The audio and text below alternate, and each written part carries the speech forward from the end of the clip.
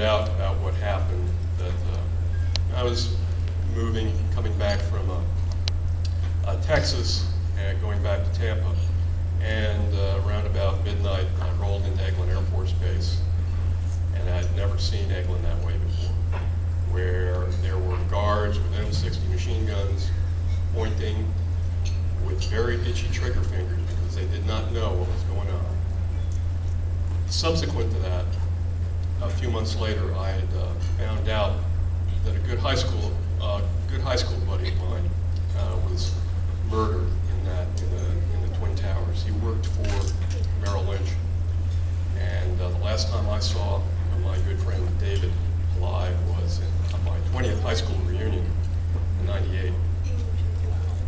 And so, since that day that I found that David had been killed in the Twin Towers, I have dedicated my every effort to take those people down that did that to us.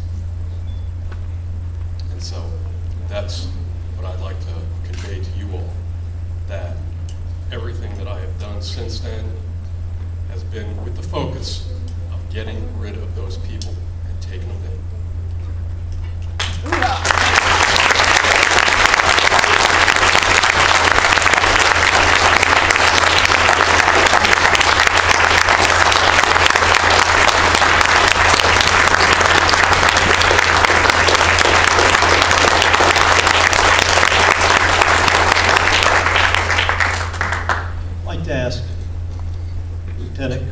Former Lieutenant Colonel Alan West to come up and say a few words.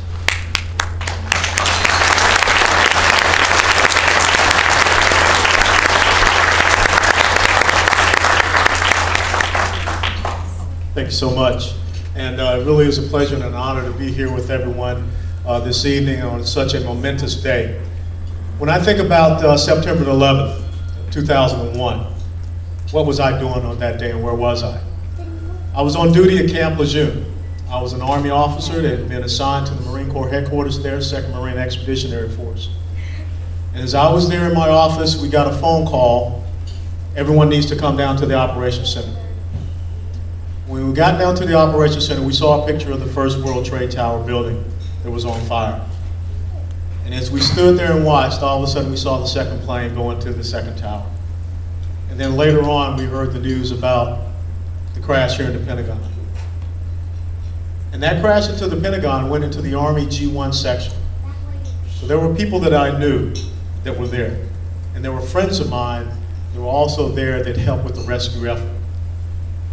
But as I stood there with my brother Marines on that fateful day, we looked at each other and we knew whatever this country needed, we were ready to go and sacrifice for our freedoms so that we could remain a free republic.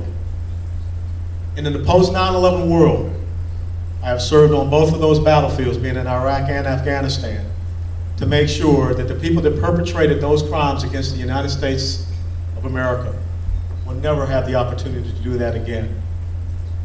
But what we must understand right now is something that's totally different. We have forgotten in 8 short years what happened on that day. We now have a recalcitrance to call the enemy the enemy. We now don't even want to say that we are fighting a war. And let me tell you one very simple thing. The reality of your enemy must become your reality. And if we continue to walk around in this country and be led by sheep who occupy certain buildings across the Potomac that refuse to stand up and show the courage, the resiliency, the resolve, and the vigilance that signifies being an American, we don't need them to lead us.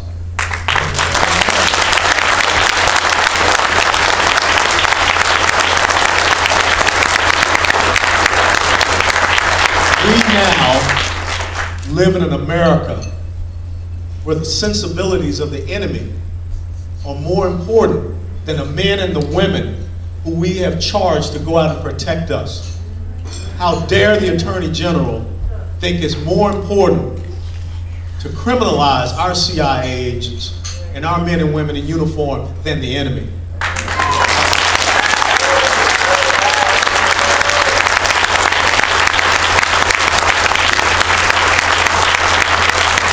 We live in an America where this is a day of remembrance for the most heinous crime that was ever perpetrated against our nation. It is not a national service day.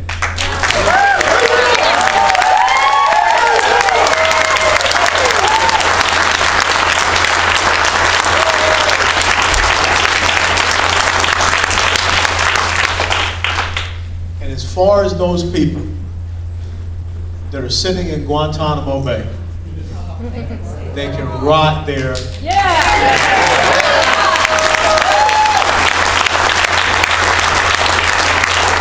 And never should we forget what they did and forget what our Constitution stands for. And anyone that believes that they should be provided equal protections under our Constitution, that's un-American, and I will not stand for it.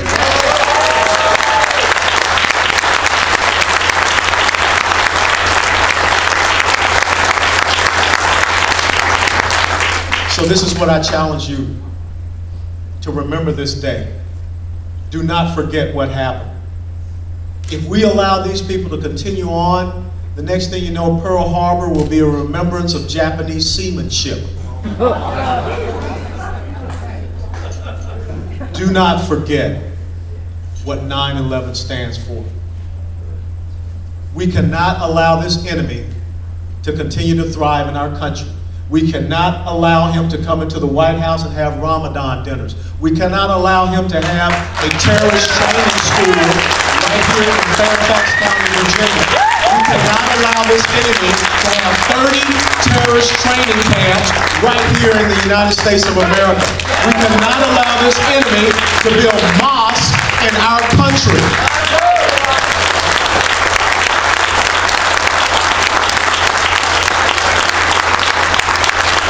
On this day, I want you to do just as Clint Eastwood said in the movie Outlaw Josie Wales. I want you to get dog fighting mad and never forget it. Always let it burn in your hearts. Make sure our children never forget it, because this is the United States of America and it will be around for another 233 years. God bless you all.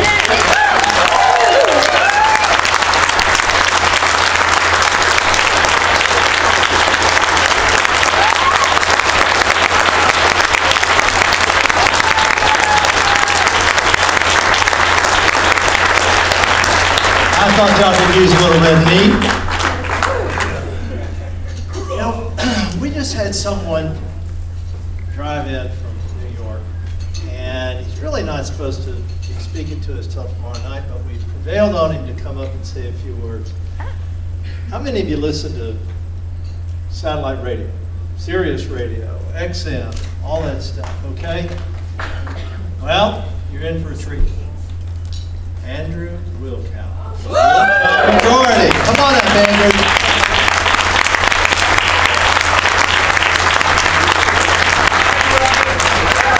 I promise you tomorrow I'll be wearing big boy clothes. I literally just got off the road, and my wife is 6 months pregnant, so she had to set up the snoogle in the bedroom before I came running up here just to say hi. And I'm in the clothes that just, you know, when you work in radio, nobody sees you. There's no such thing as a dress code.